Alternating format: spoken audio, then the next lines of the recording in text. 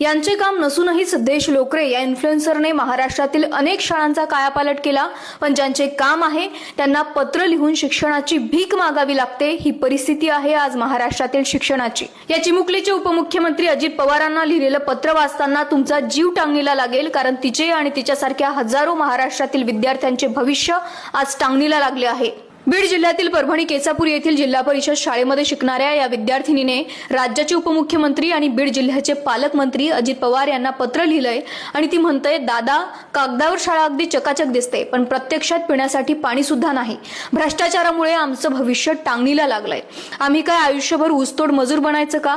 आम्हाला सुद्धा अधिकारी व्हायचंय। ही केवळ एकटीची व्यथा नाही, महाराष्ट्रामध्ये कमी पटसंख्येमुळे 18,000 शाळा बंद होण्याच्या मार्गावर आहेत। लाखो विद्यार्थ्यांचे भविष्य त्या नेत्यांच्या हातात आहेत, जे नगरसेवक खरेदी विक्रीच्या बाजारात बसलेत। महाराष्ट्रात प्राथमिक आणि माध्यमिक शाळांची संख्या बिहार, उत्तर प्रदेश, राजस्थान आणि कर्नाटक पेक्षाही कमी आहे। म्हणजे राज्यातील सरकारी शिक्षणाची परिस्थिती आज बिहार सारख्या मागास असलेल्या राज्यापेक्षाही वाईट आहे। खंडारलेल्या शाळा, ना टॉयलेटची सुविधा, ना स्वच्छ पाण्याची सुविधा, एका शिक्षकाकडे 4-4 वर्ग, त्यातही शिक्षकांवर निवडणुका आल्यात, सर्वेक्षण आलेत। मग या चिमुरडीचा प्रश्न अगदी रास्त आहे। सांगा उपमुख्यमंत्री साहेब, गरिबांच्या मुलांनी केवळ मजूर बनून राहायचे का?